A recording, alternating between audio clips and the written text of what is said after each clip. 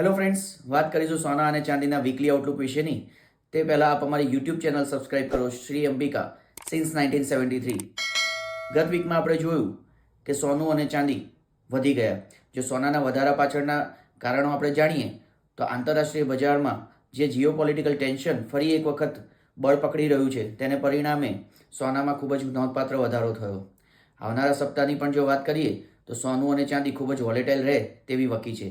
એટલે કે સોનામાં લગભગ $2600 થી $2750, જ્યારે આંતરરાષ્ટ્રીય બજારમાં ચાંદીમાં લગભગ $30.50 થી $32.50 વચ્ચે રહે તેવી શક્યતાઓ છે. જો સ્થાનિક બજારની વાત કરીએ તો સોનામાં 77,000 થી 81,500, જ્યારે ચાંદીમાં 90,000 થી 96,000 વચ્ચે ભાવ રહે તેવી શક્યતાઓ છે.